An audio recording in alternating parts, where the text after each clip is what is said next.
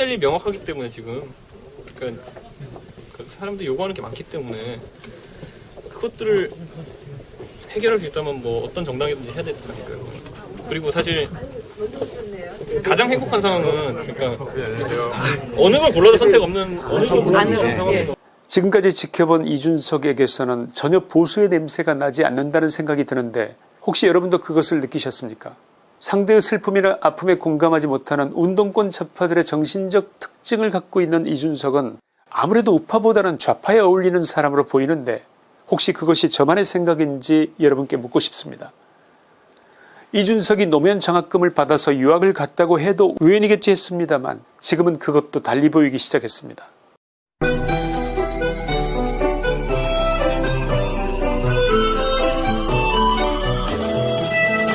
해외에서는 이미 30대 정치인들이 아주 좋은 모습을 보이는 그런 경우가 많이 있었잖아요. 정당에 새바람을 불어넣고. 네. 근데 우리는 왜 이렇게 좀 차이가 나는 걸까요? 네, 일단 해외 사례를 좀 먼저 살펴보면요. 영국에서는 30대에 보수당 대표가 됐다가 43살에 총리가 된 데이비드 캐메런 전 총리가 대표적인 청년 정치인의 성공 사례로 꼽히는데요. 캐메런은 34살에 하원 의원에 첫 당선된 뒤에 5년 만에 당대표가 됐고 다시 4년 뒤에 총리가 됐습니다. 프랑스의 마크롱 대통령은 자신을 37살에 장관으로 발탁한 올랑드 전 대통령의 후광에 기대지 않고 독자 정당을 만들어서 프랑스의 고질병으로 불리는 노동법 개혁을 앞세워서 대통령이 됐습니다. 이들과 비교하면 이 대표나 박 전 위원장은 파격적으로 발탁된 뒤에 정치적인 외연을 확장하기보다는 당내 헤게모니 쟁탈전에 매몰됐다는 지적도 나옵니다. 네. 조용히 있는 성격은 아니라고 말씀드렸어요. 그런데 조용히 있는 성격 아닌데 그래도 괜찮아요 했더니 당연히 그러셔야죠 그러셔가지고 거기서 자신감을 좀 얻었어요. 거기서 한나라당한 이미지요. 뭐라고 답변해야 될까요? 솔직히 말씀하세요. 솔직하게 하라고 다 해주마.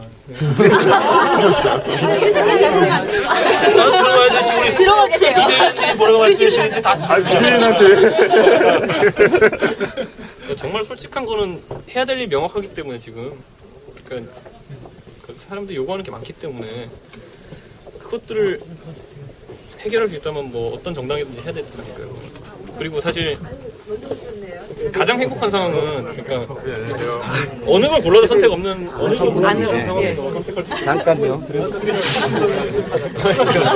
자, 이현 들어. 제가 송구스럽네요. 해야 될 일이 명확하기 때문에 지금 그러니까 사람들이 요구하는 게 많기 때문에 그것들을 해결할 수 있다면 뭐 어떤 정당이든지 해야 되지 않을까요? 그리고 사실 가장 행복한 상황은 그러니까 어느 걸 골라도 선택 없는 어느 걸 골라도 상황에서 지금까지 지켜본 이준석에게서는 전혀 보수의 냄새가 나지 않는다는 생각이 드는데 혹시 여러분도 그것을 느끼셨습니까?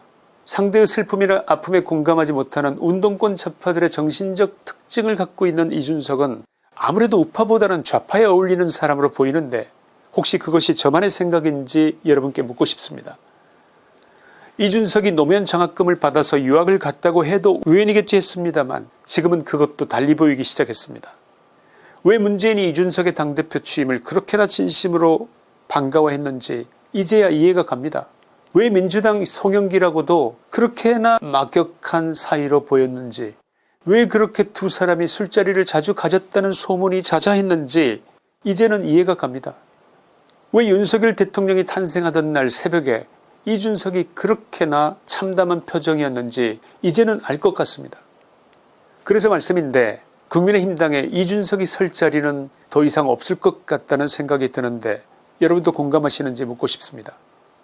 그래서 진심으로 드리는 말씀인데 이준석이 지금 취할 최선의 방법은 탈당밖에 없다는 생각입니다. 이제 원래의 뿌리를 찾아서 민주당으로 돌아가는 길이 최선이라는 그 말씀을 드리는 것입니다. 보수라는 옷은 애초부터 그에게 어울리지 않는 옷이었다는 생각이 듭니다. 한동훈 장관 같은 깔끔한 타입의 옷차림보다는 거지라는 별명을 가진 민주당의 박주민 같은 타입의 헐렁한 옷차림이 훨씬 더 좌파답고 지금의 이준석에게 더 잘 어울리지 않겠냐는 말씀을 드리는 것입니다. 좌파 비판하는 거 그렇게 힘들어하지 않았습니까? 원래 자리로 돌아가면 될 일입니다. 윤석열 대통령에게는 고개만 까딱거리고 문재인에게는 90도 폴도 인사를 했던 것도 이제야 이해가 갑니다.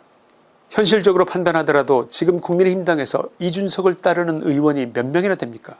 지금 이준석을 지지하고 있거나 앞으로 그를 지지할 우파 국민들이 얼마나 되겠습니까?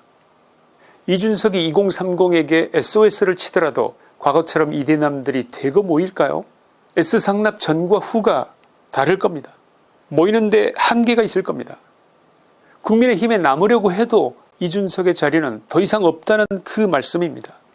차라리 국민의힘당을 탈당해서 이대남들을 몰고 민주당으로 들어가는 것이 한 가지 대안이 될 것이라는 말씀을 드립니다. 그래서 이재명하고 한판 붙는 겁니다. 이재명 vs 이준석, 이거 멋지지 않습니까? 거기에서 마음껏 기량을 펼쳐보는 것입니다. 혹시 압니까? 앞으로 5년 후 이재명을 꺾고 민주당의 대권 후보가 될지. 해결할 수 있다면 뭐 어떤 정당이든지 해야 되지 않을까요? 그리고 사실 가장 행복한 상황은 그러니까 어느 걸 골라도 선택 없는 어느 걸 골라도 상황에서 해결할 수 있다면 뭐 어떤 정당이든지 해야 되지 않을까요? 그리고 사실 가장 행복한 상황은 그러니까 어느 걸 골라도 선택 없는